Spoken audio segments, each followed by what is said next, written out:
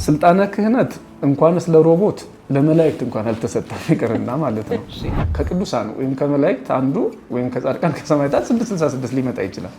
ሮቦት እኮ የሆነ ወቅት ላይ ኤሌክትሪክ ቢጠፋ የሚኖር አይደለም። ፈጣሪያችን ወይ ነው አምላካችን ነው ብለው የሚቀበሉ ሰዎች የተፈጠሩበት ዘመን ላይ ነው ያለነው። እግዚአብሔር አምላክን የሚገዳደር ዕውቀት እናመጣለን ሲሉ እግዚአብሔር በምን እንደሚፈትን እኔ ያለፈው የኮሮና ጊዜ ጥሩ ምልክት ይመስለኛል። አሁን ሰው ለሰራው ነገር ራሱን ተገዢ ካደረገ ችግሩ የኤአዩ ችግር አይደለም፣ የራሱ የሰሪው ነው። የሰው ልጅን የማይሞት ማድረግ ወይም ደግሞ ለሞት አልተፈጠርንም የሚሉ ሰዎች የተፈጠሩበት ዘመን ነው። ለዚህ አሁን እነሱ የማያውቁትን አድራሻ እኔ ላቀው ስለማልችል ምናልባት ሰው መተኛት ባለበት ጊዜ ተኝቶ እሱ ግን እንቅልፍ ስለማያስፈልገው ጥበቃ ቢሆን ጥሩ ሊሆን ይችላል። የኤአይ ሮቦቶች አንዳንዶቹ እንደውም ንስሐም እስከ መቀበል ድረስ የደረሱ አሉ። እነዚህ ኤአይ ምናምን የሚባሉ ነገሮች ግን ምንም ይሁን ምን ምናልባት ሰው በቃ ሲላቸው የሚያበቁ ነገሮች ናቸው። ሞት አሁን በዚህ ዘመን ጥቅም ነው። ኦሪት ዘፍጥረት ምዕራፍ 3 ላይ ያለችው ኃጢአት መልኳን ቀይራ በዚህ በኤአይ በኩል እየመጣች ይመስለኛል። የሰውን ድካም ሊያቀሉ የሚችሉ ነገሮች ላይ ኃጢአት ነው ብለን እንዲሁ ጨለምተኛ ሆነን በራችንን አንዘጋ። የኤአይ ባለሙያዎች እንደሚናገሩት የወደፊቱ ሰው ኤአይ ነው። ሰውን ማገዝ እንጂ ሰውን መተካት ከሆነ እሱ ሌላ ጣጣ ነው። ከዚያ ውጭ ግን ካህን መሆን አይችልም። ብዙ ለቤተ ክርስቲያን የሚሆን መስፈርቱ ታይቶ ነው እንጂ ወንዙና ብሔሩ ታይቶ ካህን መሆን አይችልም። ሰዎች ሳያፍሩ ንስሐ መናገር ሲፈልጉ ሮቦቱን ላይ ያፍሩት ይችላሉ።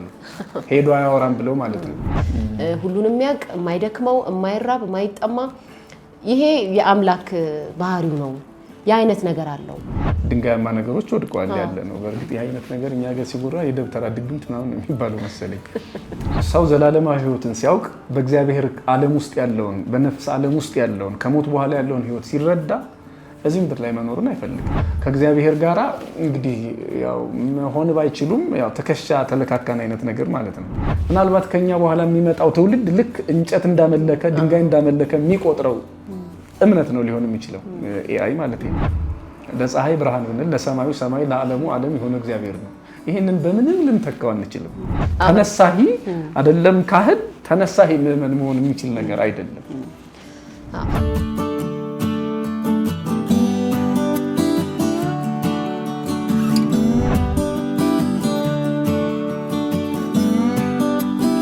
ቴክኖሎጂ ክርስትናው እንዴት ነው የሚያየው? ቴክኖሎጂ ሲባል ክርስትናው ወይም ደግሞ ሃይማኖቱ እንዴት ያየዋል? እንዲሁ አውጋዥ አይደለም ሃይማኖቱ ወይም በሃይማኖቱ ውስጥ ያለው አስተምህሮ አውጋዥ ነቃፊ ብቻ አይደለም። ቴክኖሎጂ በራሱ መጠቀሚያ እንደመሆኑ መጠን ሰዎች ለበጎ ከተጠቀሙበት በጎ ይሆናል፣ ለመጥፎ ከተጠቀሙበት መጥፎ ይሆናል።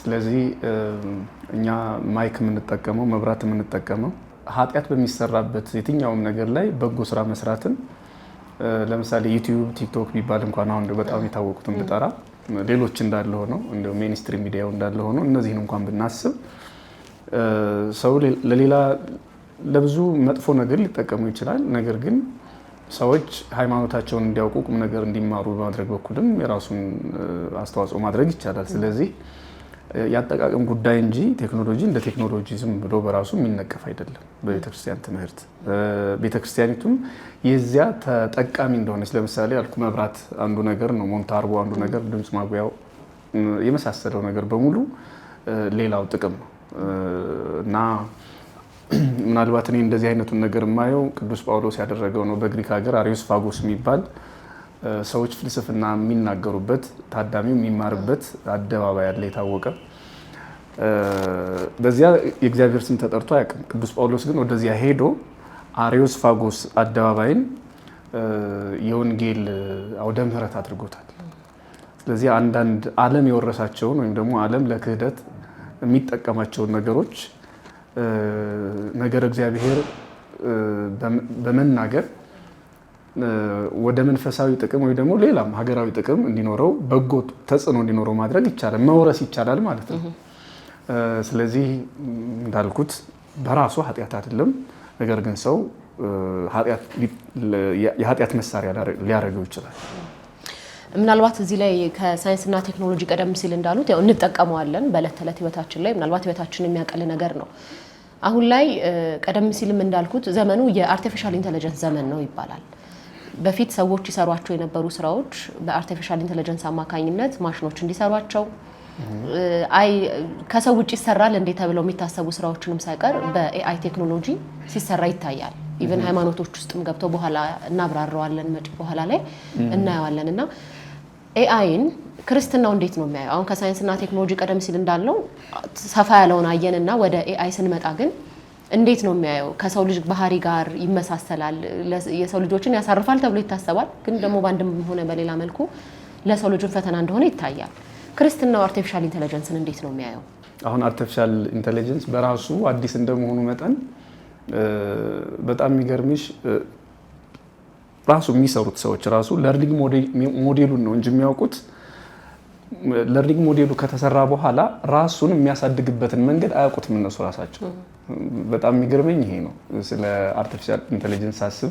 በእርግጥም ባለሙያዎችም እንደሚሉት መጪውን ዓለም ውስብስብ ሊያደርገው ይችላል። ዓለም ለዚህ ነገር ተላልፎ ከተሰጠ ብለው የሚፈሩት ወይም ደግሞ ነገሩ እንዲፈራ ካደረገው ምክንያት አንዱ ራሱን አፕዴት እንዴት እንደሚያደርግ ሰዎች አያውቁትም። ለርኒንግ ሞዴሉ ይሰሩታል።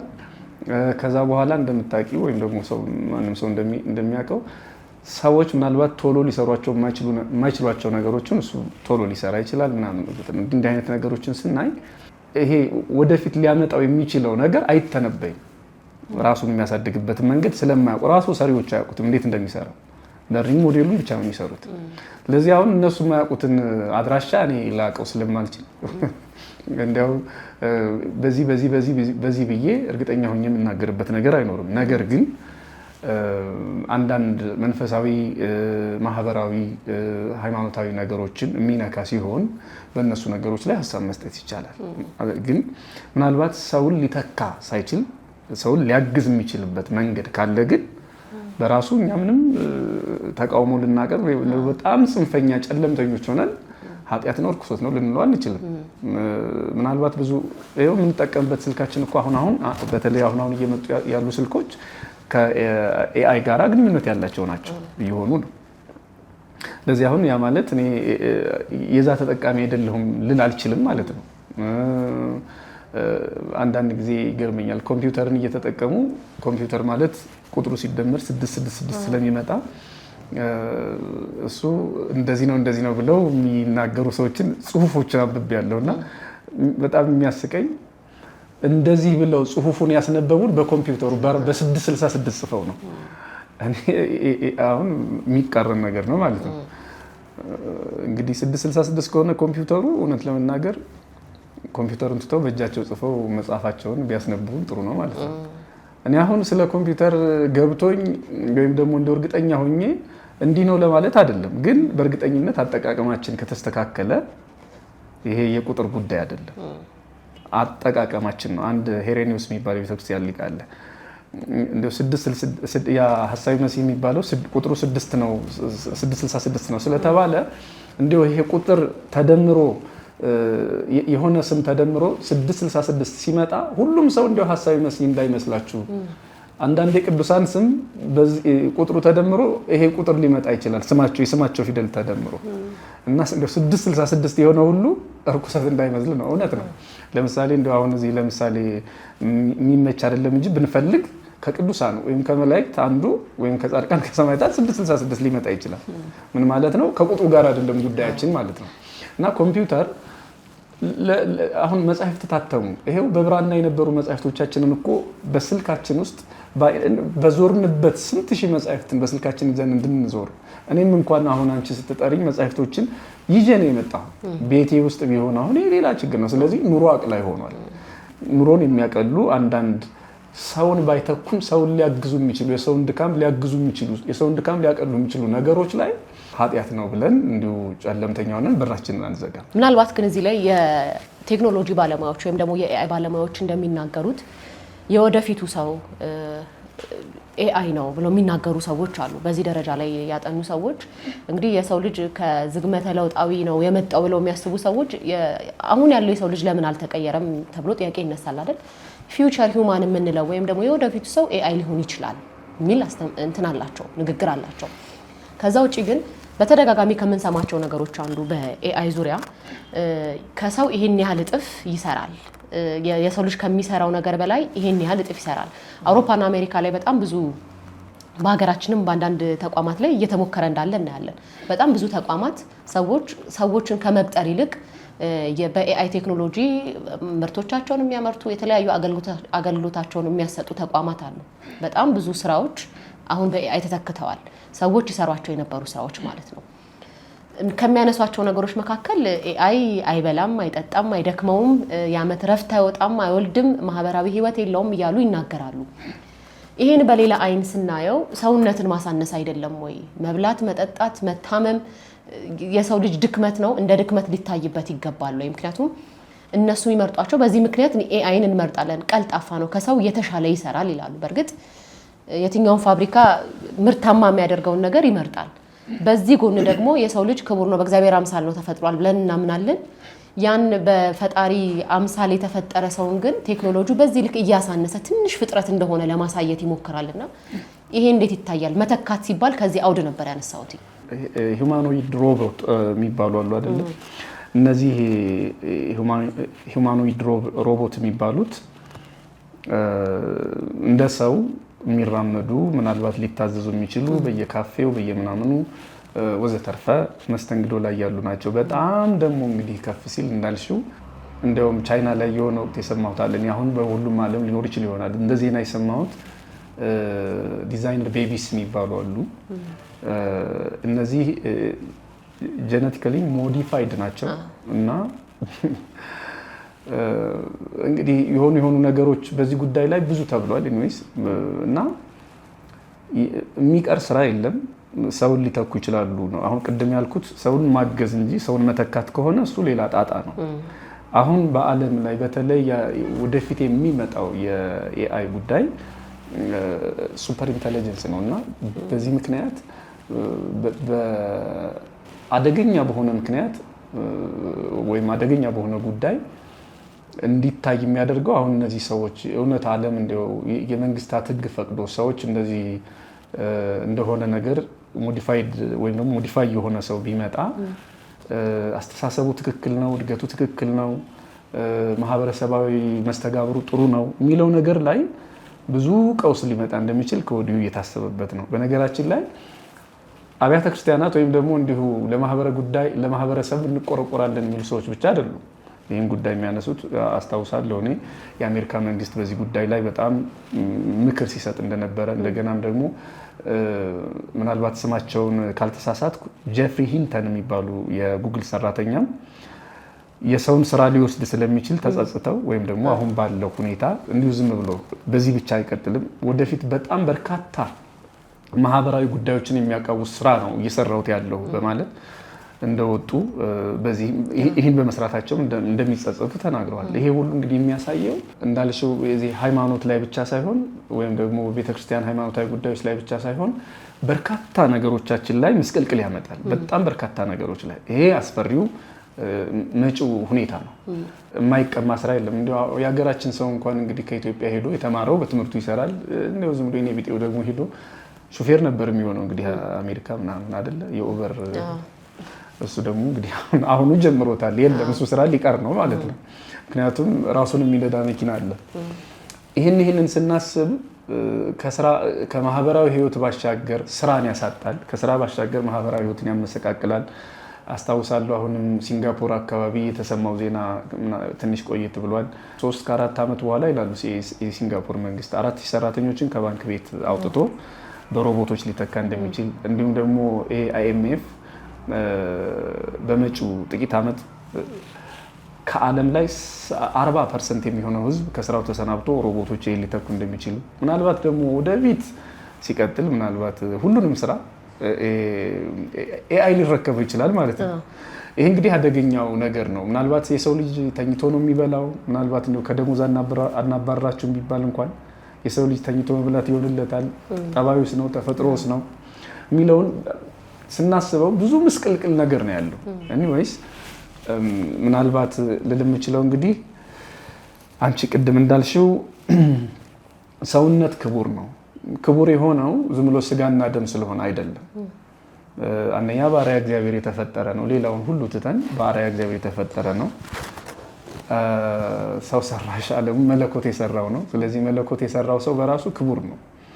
ይሄ ሰዎች ሞልተውት ሰዎች በልብለውት ያለውን ሳይሆን እግዚአብሔር የፈጠረው ሰው ድካማችንን፣ ብርታታችንን፣ ሀዘናችንን፣ ደስታችንን እንዲጋራን የምንፈልግ የጋርዮሽ ሕይወት ያለን።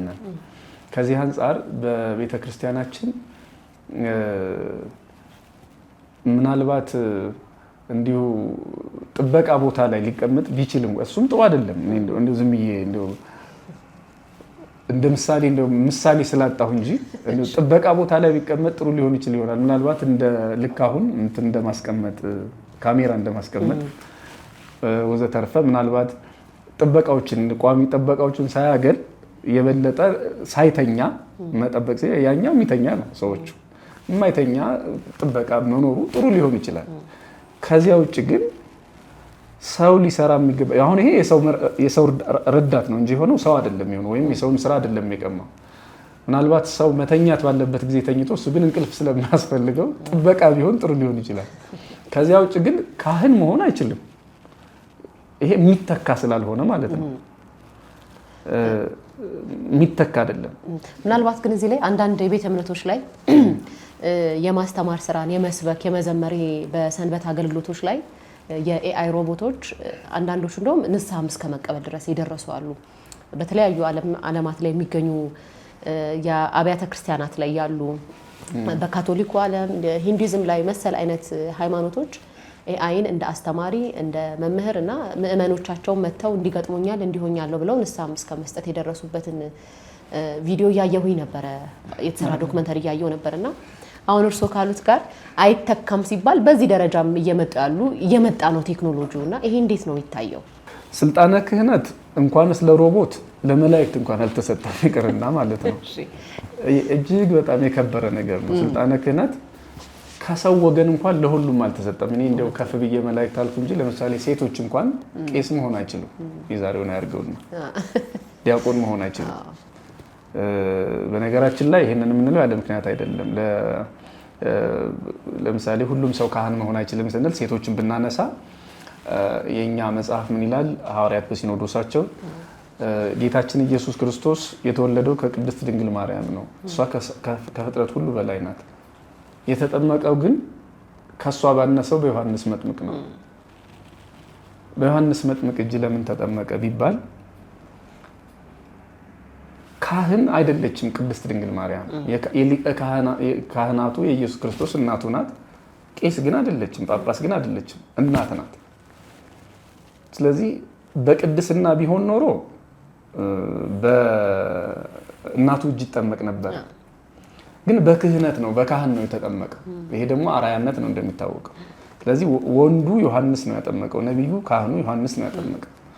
ስለዚህ እንኳንስ ሮቦት ይቅርና ሰው እንኳን ከሰው መርጦ ለሹመት ከእንጨት መርጦ ለታቦት የምንለው አባባላችን ለዚህ ይሰራል። እንዲያውን ከሰው መርጦ ለሹመት ለሮቦት ሊሆን ይችላል ማለት ነው የሆነ ነገሩና ይሄ አይሆንም። ባጭሩ እንዳልኩሽ ከላይ ለመላእክት ከታች ደግሞ ለሴቶች እንኳን ያልተሰጠ ነው ክህነት። ለወንዶችም እኮ ዝም ብሎ አይሰጥም። ስነ ምግባሩ ታይቶ ሃይማኖቱ ታይቶ የዛሬውን ያርገውና ይሄን በድጋሚ ማለት ነው ብዙ ለቤተ ክርስቲያን የሚሆን መስፈርቱ ታይቶ ነው እንጂ ወንዙና ብሔሩ ታይቶ ካህን መሆን አይችልም ሰው። ለዚያ ለሃይማኖቱ ያለው ቀናኢነትና ዕውቀት ታይቶ ነው ካህን መሆን የሚችለው ሰው እና ለዛ የተገባ መሆኑ ታይቶ ነው። ዝም ብሎ ወንድ የሆነ ሰው ሁሉ ካህን መሆን አይችልም፣ እንኳንስ ሮቦቱ ማለት ነው። ከዚያ ውጪ እኛ የእግዚአብሔር የክብር ወራሾች ነን። ሮቦት እኮ የሆነ ወቅት ላይ ኤሌክትሪክ ቢጠፋ የሚኖር አይደለም። ሰው ለራሱ መጠቀሚያ ብሎ ሰው እስካለ ድረስ የሚኖር ነው። ምናልባት ወደፊቱ ስጋት እንደውም ሰውን አጥፍቶ ራሱ ሊኖር የሚችል አይነት ነገር ሁሉ ስጋት አለ ነው። ለማንኛውም ግን እኛ በአርአያ እግዚአብሔር የተፈጠርን መንግስቱን ልንወርስ የመጣንንና ከኛ ጋር ምንም የሚወዳደር ምንም እኛን ሊተካ ሰውን ሊተካ የሚችል ነገር የለም እና ከክህነት አንጻር እንዳልሽው ይሄ ዘመናዊው ዓለም የማያሰማን ነገር የለም። እሱ ለክርስትና ወይም ደግሞ ለክርስቶስ ቤተክርስቲያን ምሳሌ መሆን የሚችል አይደለም። ምናልባት አንዳንድ ጊዜ ሰዎች ሳያፍሩ ንስሐ መናገር ሲፈልጉ ሮቦቱን ላይ ያፍሩት ይችላሉ። ሄዶ አያወራም ብለው ማለት ነው። የሚገርመው ግን ሊያወራ እንደሚችል ነው። እሱ ውስጥ ያለው ሲስተም እኮ ሀክ ሊደረግ ይችላል። እሱ የሚያውቀው እውቀት ለምሳሌ ከዚህ በፊት እኔ ሀገሩን አላስታውስም 2 ልጆቹን ገድሏል ተብሎ አንድ አባት በቻት ጂፒቲ መረጃ ተለቆበት እሱ ራሱ ይሄንን ድርጅት ከሶ ነበር። ሰውየው ልጆቹን አልገደለም፣ ግን ልጆቹን እንደገደለ ሆኖ ሚዲያ ላይ ወጣ። ይሄን ያደረገው ማን ነው? ቻት ጂፒቲ ነው። እንዲህ አይነቱ የቴክኒክ ስህተት ወይም ደግሞ ሆነ ብለው ክፉ ሰዎች ቢጠቀሟቸው እነዚህን ኤአይዎች ሌላ ነገር ውስጥ ሌላ ታሪክ ውስጥ ነው የምንገባው። አሁን እንደሚታወቀው የኛ ጉዳይ የኛ ብቻ አይደለም። እኛ ማለት የበላነውን የጠጣነውን መልካችንን ምናምን ውሎ አዳራችንን ዓለም ማወቅ የሚችልበት ብዙ ነገር አለው። ከዚህ አንፃር ቻት ጂፒቲ ምናልባት ቡና እየጠጣ ላያማን ይችላል። ነገር ግን ክፎች እጅ ላይ የገባ እንደሆነ ደግሞ ብዙ ነገሮችን ሊያቃውስ እንደሚችል ይሄ ሰውዬ ምስክራችን ነው። ሌላውም ነገር እና ልለው የፈለኩት ምንድነው የሰውን ስልጣነ ክህነት ሊተካ የሚችል በላይ በሰማይ መላእክት በታች ሰዎች እንኳን የሉም። እኛ በአርአያ እግዚአብሔር የተፈጠርን እግዚአብሔር ያከበረን የእግዚአብሔር ሰዎች ነን። ሮቦት ወይም ደግሞ ኤአይ ያሉ ልዩ እንትኖች ክፍሎችን ብንጠራ የትኛውም እንግዲህ ስልክ ለምሳሌ ብራናን እኮ አይተካልንም። ታውቂያለሽ ባትሪ ሎ ይላል ወይ ደግሞ የሆነ ወቅት ላይ ሶፍትዌሩን የሆነ ነገር ቢያደርጉት እኔ መጽሐፌን ሙሉ በሙሉ አላገኘው። ሌሎችም ኮምፒውተር ላይ ያሉ ነገሮች በሙሉ የሆነ ወቅት ላይ ቢጠፉ አሁን ቲክቶክን የሆነ ወቅት አስታውሳለሁ ከቻይና ምናምን የነበረው ሰጣ ገባ ብሬን ሳላወጣው ደግሞ ምናምን የሚሉ ሰዎች ነበሩ። እዛ ላይ ያሉ ብዙ ነገሮቻቸው ላይ በጣም የተጨነቁ ሰዎች ነበሩ። ምን ለማለት ነው? ለዚህ ተላልፈን ከተሰጠን እንደ ሃይማኖት በራሱ ሃይማኖተኛ መሆናችን በጣም አሳሳቢ ነው እና ሌላው ዓለም ለክርስቶስ ቤተክርስቲያን ምሳሌ መሆን አይችልም በዚህ ጉዳይ ላይ። አሁን አንቺ ያልሽው ቅድም እያየን ነበር አይደል? ከመግባታችን በፊት እሱ አሳዛኝ ነው። ሊያፍሩ ይችላሉ ሰዎች ኃጢአታቸውን ሲናገሩ ለሱ ግን ላያፍሩ ይችላሉ። ለሮቦት ግን ምስጢራቸውን እሱ በሌላ መንገድ ቅድም እንዳልኩት ቡና ሻይ እየጠጣ ላያማን ይችላል እንጂ እንደው በዛ መንገድኛ ሴኩሪቲ እንሆናለን ነው ሌላ ጥያቄ ነው። ሆኖም ግን እንደው ምናልባት እኛ ሀገር ይመጣል የሚል ያን ያህል ስጋት ባይኖረኝም ያው ትንሽ መጠርጠራችን ጥሩ ነው። ሰዎች ቢፈሩ እንኳን ምንድነው ማድረግ ያለባቸው? ኃጢአታቸውን ጽፈው ለነፍስ አባታቸው መስጠት ይችላሉ። ፊት ለፊት መናገር ከፈሩ ማለት ነው። የሚመከረው ፊት ለፊት መናገር ነው። ክርስቶስ እርቃኑን የተሰቀለ ምንም ልብስ ሳይለብስ ነው። በነገራችን ላይ እንደሚታወቀው ዮሐንስ ወልደ ነጎድጓድ ነው ከለሜዳ አስታጥቆ የሳለው። ክርስቶስ ሲሰቀል ምንም ልብስ የለም። ይሄ ምንድነው ይላሉ አባቶቻችን? ክርስቶስ በእኛ ኃጢአት እርቃኑን ተሰቅሎ በእርቃኑ ካላፈረ አንተ ወደ ፈቅደህ ጥሞ ጣፍጦ በሰራው ኃጢአት ለምን ታፍራለህ? ኑዛዜ ላይ ክርስቶስ ያንተን ኃጢአት መስቀል ላይ ተሸክሞ አላፈረም። በእርቃኑ በመጠማቱ ድሃ በመሆኑ አላፈረም። ስለዚህ አንተ ደግሞ ወደ ፈቅደ በሰራው ኃጢአት ለምን ታፍራለህ? ሳያፍሩ ኃጢአትን መናዘዝ ተገቢ ነው። ግን ከሚሰበር ይሰንጠር ነውና እኔ እንደው እሳቸውን እፈራለሁ የሚል ሰው ካለ ጽፎ መስጠት ይችላል። ስለዚህ ምናልባት አሁን የቅርብ ስጋት ባይኖርንም እንደ ሩቅ ስጋት ኤአይ የነፍስ አባት መሆን አይደለም ከነፍስ ጋር የሚያገናኝ ነገር የለም። ምዕመን መሆን አይችልም። ሌላውን ተይውና ተነሳሂ አይደለም ካህን ተነሳሂ ምዕመን መሆን የሚችል ነገር አይደለም። ሩቅ ከምናቀው ካላየነው እግዚአብሔር ይልቅ የምናየው ኤአይ ወይም ደግሞ ይሄ ቴክኖሎጂው ፈጣሪያችን ወይ ነው አምላካችን ነው ብለው የሚቀበሉ ሰዎች የተፈጠሩበት ዘመን ላይ ያለ ነው። እንግዲህ ባለሙያዎቹም ሲናገሩ እንደው የአምላክ ባህሪን እንዴት ነው ጸባይ ይመስላል የማይደክመው ሁሉንም የሚያውቅ እነዚህ ነገሮች በሙሉ መቼም በጥያቄ ምልክት ውስጥ ይሁኑልኝና ሁሉንም የሚያውቅ የማይደክመው የማይራብ የማይጠማ ይሄ የአምላክ ባህሪው ነው። የአይነት ነገር አለው እና እንደውም ሲናገሩ ምናልባት ከሃይማኖት ጋር ወደ ሃይማኖት አውድ ስናመጣው እንደውም አሁን ያለው ወጣት ለቀደምቶቹ ሃይማኖቶች ያለው እይታ ወይም ደግሞ ለመንፈሳዊነት ያለው እይታ ተበርዟል ወይም ደግሞ ልክ አይደለም ወይም ትቶታል። የአማኒ የመሆን እድሉ በጣም ሰፊ ነው ወይም እየሆነ ነው። ኤአይን እንደ ሃይማኖት የሚቀበሉ ሰዎች ወይም ደግሞ ራሳቸውን ችለው አማኒ የሆኑ የመጡ ሰዎችም ስላሉ መቀበላቸው እንደውም ሰዎች ወጣቶች ስለመንፈሳዊነት ያላቸውንም እይታ እንዲያስተካክሉ ሊያደርግ ይችላል። የተበላሸውን ስለመንፈሳዊነት ያለውን ስለ አምላክ ያለውን የተስተካከለ እይታም ሊያርቅ የሚችል ነገር ነውና መቀበል መቻል አለባችሁ። እንደውም ለመንግስታትም ጥሪ ያቀርባሉ አንዳንዶች ባለሙያዎች መንግስታት ወደ ሰፊ መሆን መቻል አለባችሁ፣ በዚህ እናምናለን የሚሉ ቢመጡ መቀበል አለባችሁ የሚል አይነት እንኳን ጥሪ የሚያቀርቡ የዘርፉ ባለሙያዎች አሉና ከዚህ አንፃር ነው ከሃይማኖት አውድ ማንሳት የፈለግነው ኤአይ። መቼም አንዳንድ ጊዜ መሰልጠን በራሱ ሌላ መንገድ ነው። የስልጣኔን ደግሞ ቅድም እንዳልነው በአግባቡ መረዳት ሌላ ነጥብ ነው፣ ጥበብ ነው። እንዲህ አይነት ነገር የሚያደርሰን የሚመስለኝ ዘፍጥረት ምዕራፍ 11 ላይ ያለው ታሪክ ነው። ያው በወቅቱ እነሱም ዘመነኞች ነበሩ፣ ኤአይ ባይኖርም ግን በጣም ዘመነኞች ናቸው። ሰማይ እየታከከ ህንፃ ለመስራት ሞክረዋል። ጡብ መተኮስን፣ ከዛ መገንባትን፣ ጠንካራ ህንፃ መስራትን ለምደዋል። ግን እግዚአብሔር የለሾች ነበሩ። እግዚአብሔር የለሽ ስልጣኔ ደግሞ በዳዊትም ተነግሯል። እግዚአብሔር ሀገርን ካልጠበቀ ጠባቂዎች በከንቱ ይደክማሉ ነው። እኔ በጣም የሚገርመኝ ይኸውልሽ እግዚአብሔር አምላክን የሚገዳደር እውቀት እናመጣለን ሲሉ እግዚአብሔር በምን እንደሚፈትን እኔ ያለፈው የኮሮና ጊዜ ጥሩ ምልክት ይመስለኛል። መነሻ ምክንያቱ ምንድነው?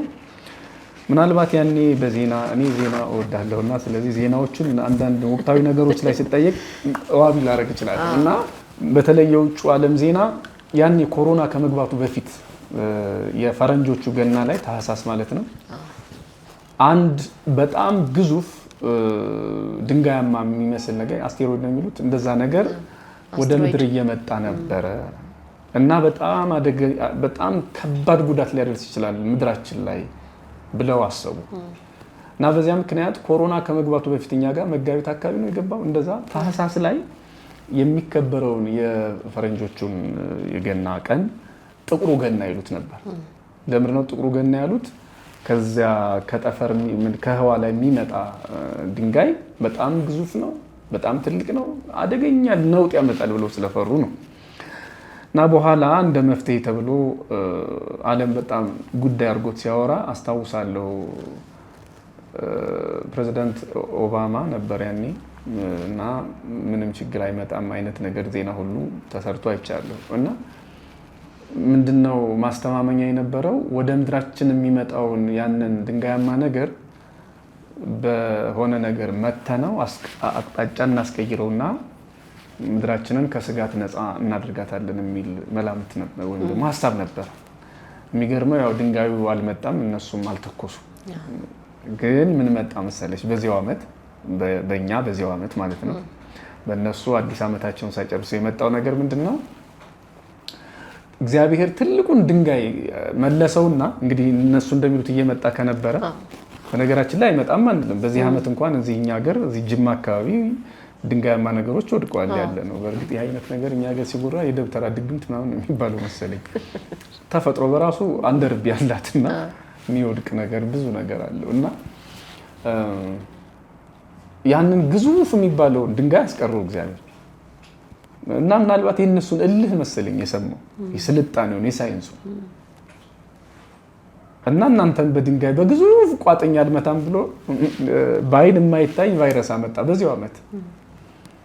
ያ ቫይረስ ያው የምታውቂው እንግዲህ ኮሮና ማለት ነው። ዓለምን እንደ ቅጠል አረገፈው።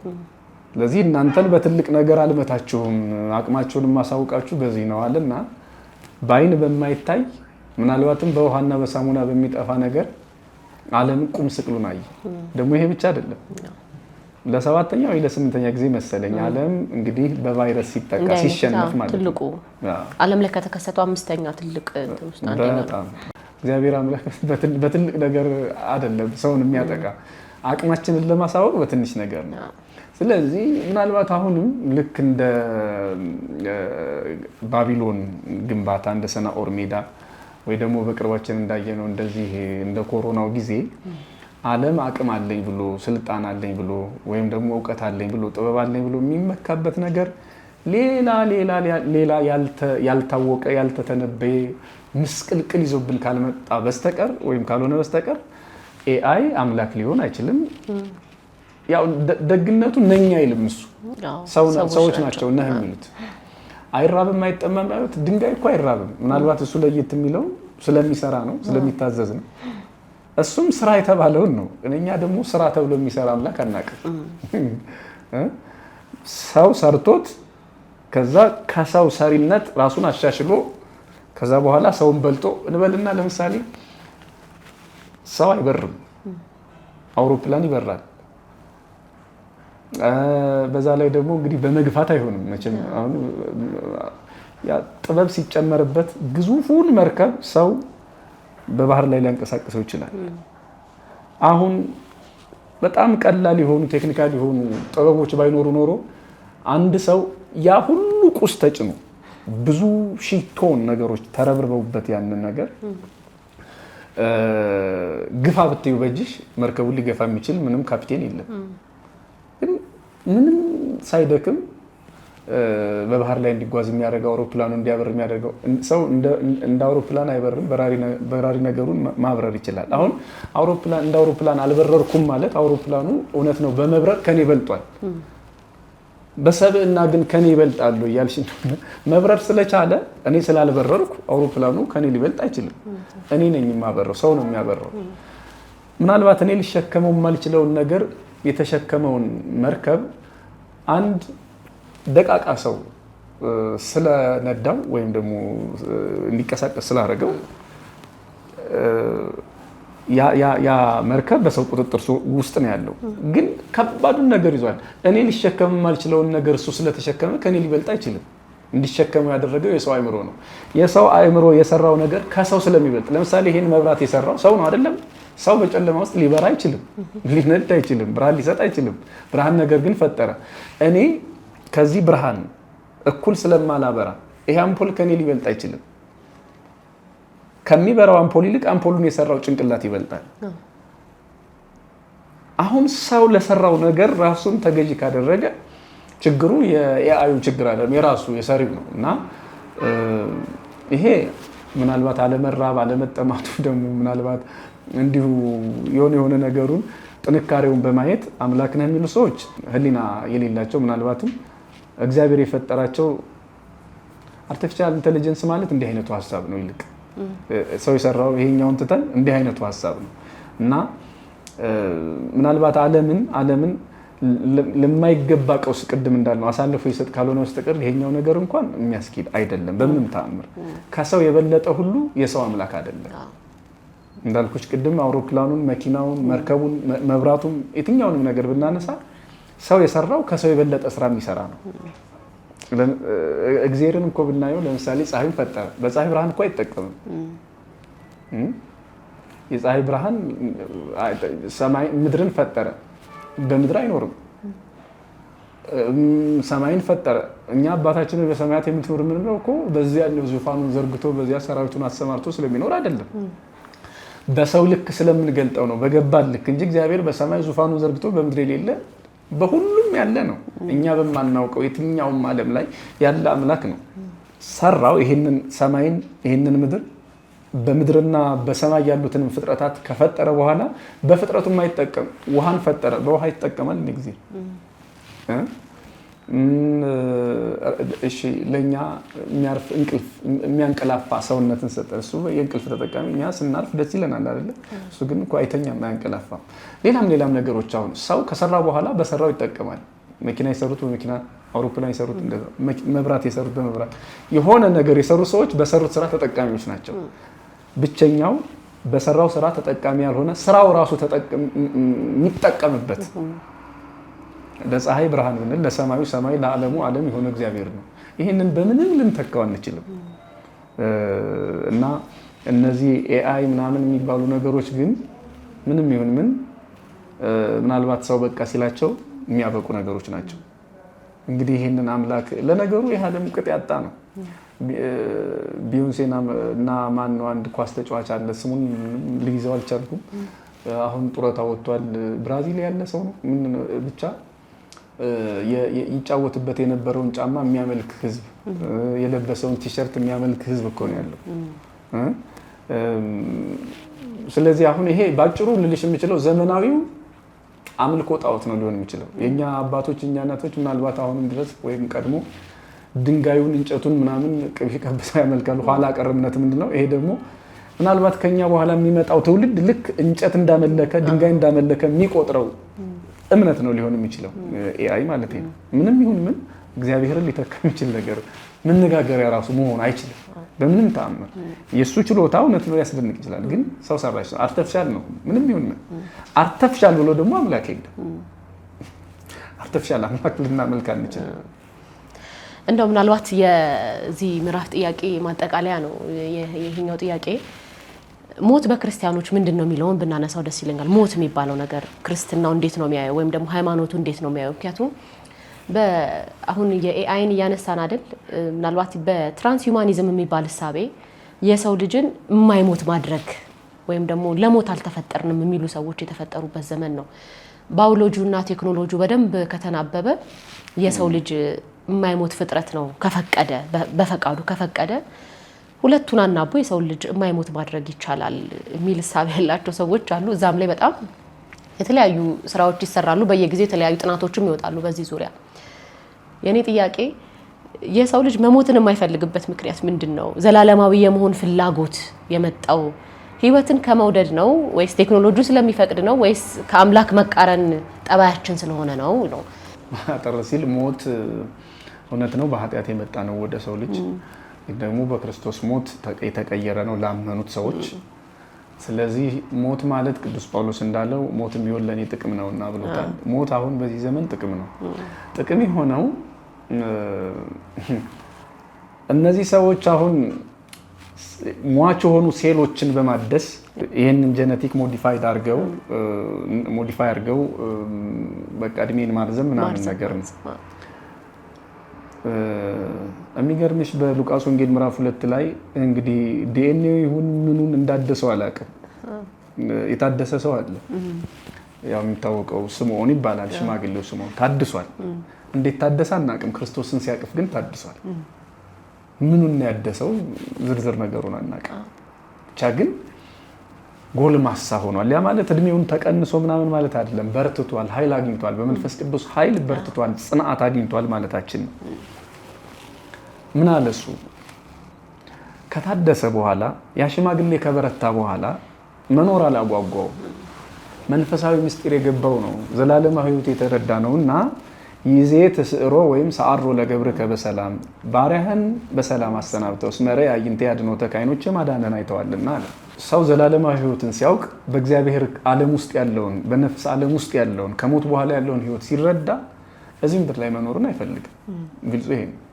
ምናልባት አሁን አንቺ ያልሽውን መንገድ መርጠው ሰዎች ዘላለማዊነት ወይ ደግሞ እድሜ ማርዘምን እና ረጅም ዘመን መኖርን የሚመኙት አንደኛ በዚህ እምነት ውስጥ ያለውን መንፈሳዊ ጸጋ አለማወቅ፣ አለመረዳት፣ ሞት ማለት ምን እንደሆነ አለማወቅ፣ ፈርሶ በስብሶ መቅረት ሊመስላቸው ይችላል። ሞት ማለት ከሞት በኋላ ያለው ሕይወት ላይ ምንም እውቀት እምነት ላይኖራቸው ይችላል ወዘተርፈ።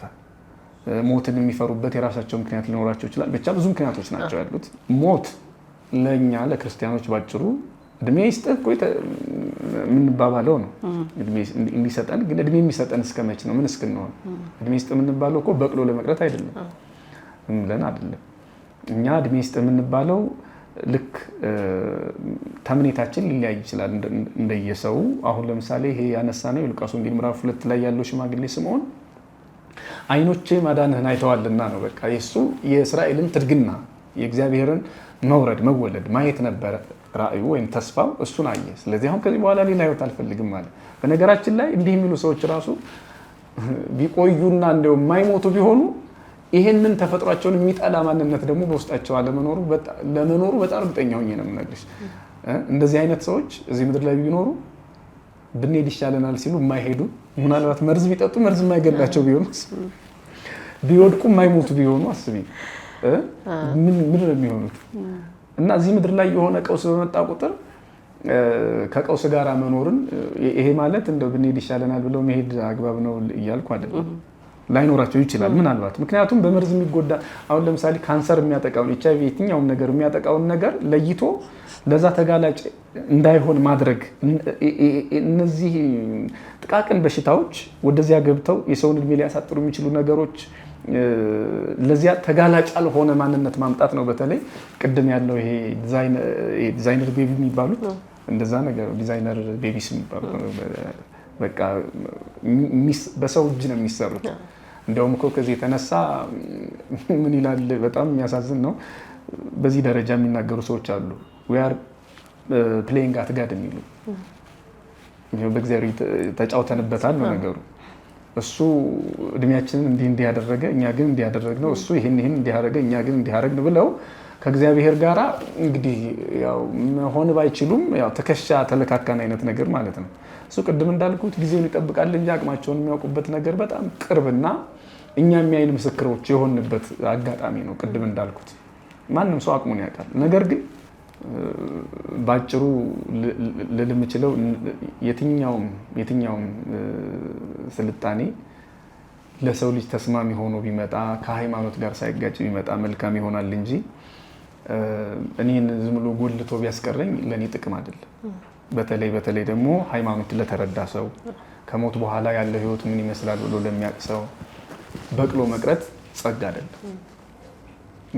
እንደው ዝም ብሎ ሺህ ዓመት መኖር በዚህ ምድር በጎሰቆለ ዓለም ለቅሶና ሳቅ በሚፈራረቅበት ዓለም ውስጥ በቅሎ መቅረት ይሄ መንፈሳዊ ጸጋ አይደለም ባጭሩ። ወይም ደግሞ ይሄ የደስታ ምንጭ ሊሆን አይችልም። ሰው መኖር የሚገባውን ያህል ኖሮ ራእዩን ካሳካ ግቡን ከፈጸመ አቡነ ጎርጎርዮስ ካለ እንዳሉት የሚጠብቀው ሞቱን ነው እና ይህ ዓለም እኮ ይሰለቻል። በነገራችን ላይ ስለቸገረን ብቻ አይደለም ምን ሰለቸው፣ ስለራበን ስለደከመን ወይም ደግሞ የሆነ ችግር ስላለብን ብቻ አይደለም። ዓለሙ በራሱ ይሰለቻል እና የማይሰለች ዓለም በዚህ በትምህርተ ሕቡዓታችን ላይ ፍስሐ ዘኢይቱ ይዳዘቦቱ የሚል አለ። የማይሰለች ደስታ ያለበት ማለት ነው። የማይሰለች ደስታ ነው ግን የማይሰለች። እዚህ ምድር ላይ ምንም የማይሰለች ደስታ አለ። የትኛውም ነገር ይሰለቻል፣ የትኛውም ነገር እና ዝም ብለን እዚህ ምድር ላይ ሺህ ዓመት ብንኖር ያለምንም ክፋት ማለት ነው እንደው ዝም ብሎ እንደው ክፉ ነገሮች ጠፍተውልን እንኳን ደስታው በራሱ ይሰለችናል። ደስታ በራሱ ጥጋብ በራሱ ሌላ ነገር ነው የሚሆንብን እና ምን ልል ፈልጌ ነው ሞት በራሱ ለሰው ልጆች በረከት ሆኗል። ክርስቶስ የሞተው ለዚህ ነው። መኖር የሚገባውን ያህል ሰው ከኖር ይሄ ማለት እንደው ዝም ብሎ መትረፍ የሚገባው መቆየት የሚገባው ሰው በራሳችን ስህተት በራሳችን ድካም የሚመጡ ነገሮችን ዝም ብለን እንዲሁ በጣም እንደው አጓጉል መንፈሳዊ እንሆን ብለን ሁሉን ሞት በጸጋ እንቀበል ማለት አይደለም። ሰው ሊኖር የሚገባውን ያህል መኖር አለበት። ይሄ ጠንካራና ጥሩ ጎኑ ነው። መድኃኒቶች መምጣታቸው የሰውን ኢሚዩን ሲስተም የሚያጠነክር ነገር ካለ እሱን መሆኑ መደረጉ ወዘተርፈ ጥሩ አሁን አስገራሚ ነገር በሕክምና ላይ መቼም የተራቀቁ ነገሮች መጥተዋል። ሰው በተገቢው ደረጃ እድሜው እንዲረዝም ጤናው እንዲጠበቅ የሚያደርጉ እነዚህ ነገሮች ቢኖሩ መልካም ነው። ከስኳር ነፃ የሚያደርግ ከደም ግፊት ነፃ የሚያደርግ ወዘተርፈ እንዲህ አይነት ነገሮች ቢመጡ መልካም ሊሆን ይችላል። ግን እግዚአብሔር የሰራውን አሻሽላለሁ ብሎ ሰማያዊው ዲዛይነር የፈጠረውን ሰማያዊው ፈጣሪ የሰራውን እሱን አሻሽዬ ወይም ደግሞ ከሱ የተሻለ አድርጌ ሰውን አመጣለሁ ማለት ግን ወይም ደግሞ እንዳይሞት እድሜውን አረዝማለሁ ማለት ይሄ በጣም ከባድ ነገር ነው። በነገራችን ላይ ጀሊፊሽ እኮ እንደዛ ነው፣ አይሞትም ተብሎ የሚታወቅ ነው። ኢሞርታል ከሚባሉ ነገሮች አንዱ ነው። እግዚአብሔር ራሱ ኢሞርታል ፍጥረታት አሉት በራሱ ሰው ስለሰለጠነ ያመጣው አይደለም። እኛ ራሱ በአይናችን የምናያቸው ይሄ ሴላቸውን የሚቀይሩ ፍጥረታት በባህር ውስጥ በተለይ በጣም አሉ። ከሰው የተሻለ ረጅም እድሜ የሚኖሩ ብዙ ነገሮች አሉ በምድር ህይወት ያላቸው ማለት ነው፣ ስጋዊ ደማዊ ህይወት ያላቸው እና ሰው እንደው ዝም ብሎ በሆነ ጥበብ በሆነ ዘዴ በሆነ የሕክምና ጥበብ ረጅም ዘመን ኖረ ማለት እግዚአብሔርን ተካ ማለት አይደለም። እነሱ ግን ምንድነው የሚሉት በእግዚአብሔር እየሳቅንበት ነው እና ነብዩ ዳዊት እንዳለው ወእግዚአብሔር ይስሕቆሙ የሚለው እግዚአብሔርም በላይ ሆኖ ይስቅባቸዋል። እንደ ሰው እግዚአብሔር አፊዞ አይስቅም። የነሱን ክፉ ምግባር መናገር ነው። የነሱን ክፉ ስራ እግዚአብሔር መልሶ ወደ እነሱ እንደሚያመጣባቸው መናገር ነው። እንደዚህ አይነት ሰዎች ለማንኛውም ግን ሞታችን ለክርስቲያኖች በረከታችን እንጂ በተገቢው መንገድ ህይወትን ከኖርንበት መርገማችን አይደለም። አሁን እኛ ክርስቶስ በሄደበት ክርስቶስ እንደተቀበረ እንቀበራለን በጥምቀት ጥምቀት ከክርስቶስ ጋራ በሞቱ መሳተፍ ነው እና ክርስቶስ እንደተነሳ እኛም እንነሳለን። ስለዚህ አዲስ ዓለም ቅድም ያለው ትምህርተ ሕቡዓታችን ላይ የማያልቅ ደስታ የማይሰለች ደስታ ወዳለበት ነው የምንሄደው። እዚህ ምድር ላይ ከውቅያኖስ እስከ ደመና እስከ ሰማያት ድረስ ሰው ህዋውን ቢበረብር ውቅያኖሶችን ቢያስስ እፎይ ብሎ መኖር የሚችል ፍጥረት አይደለም። እዚህ ምድር ላይ ተረጋግቶ መኖር የሚችል አይደለም። ሰው በባህሪው ቀበዝባዛ ነው። እዚህ ምድረ ፋይድ ወይም ጎደሎ ዓለም ላይ ደስታን ሙሉ አድርጎ ህይወትን ሙሉ አድርጎ መኖር የሚችል ፍጥረት አይደለም። የሰው ደስታ ሙሉ የሚሆነው ከሞት በኋላ ባለው ዘላለማዊ ህይወት ነው። ስለዚህ ዘላለማዊነትን በራስ ያመጣለሁ ማለት ሰይጣናዊነት ነው። ዘላለማዊነትን እግዚአብሔር ከሞት በኋላ ነው የሚሰጣል። እሱ በሄደበት መንገድ ነው የምንሄደው። ስለዚህ ምናልባት አንዳንዴ ይችን ብትበሉ አትሞቱም እንደ እግዚአብሔር ትሆናላችሁ እንጂ የምትለዋ ኦሪት ዘፍጥረት ምዕራፍ 3 ላይ ያለችው ኃጢአት መልኳን ቀይራ በዚህ በኤአይ በኩል እየመጣች ይመስለኛል። አለመሞት ወይ ደግሞ እድሜን ማርዘም ይሄ ሌላው ጸበለስ ይመስለኛል። ስለዚህ ሰዎች ባይበሉት ይመከራል። ዳግም በሌላ ርዕስ እንገናኛለን ብዬ ተስፋ አደርጋለሁ። እሺ፣ እግዚአብሔር ይርዳንሽ። አሜን። ክቡራን ተመልካቾቻችን ሀሌታን ነው እያያችሁ ያላችሁት። አብራችሁን ስለቆያችሁ እጅግ አድርገን እናመሰግናለን። በተለያዩ ርዕሰ ጉዳዮች ዙሪያ የኢትዮጵያ ኦርቶዶክስ ተዋሕዶ ቤተክርስቲያን መምህር የሆኑት ሊቀ ሊቃውንት ስሙር አላምራው ጋር ቀደም ሲል ያያችሁትን ቆይታ አደረግን። ስለ አብሮነታችሁ በድጋሚ እናመሰግናለን። ማስተዋል ስላሉ ነበርኩ አብሬያችሁ ቆየሁት። ሰላም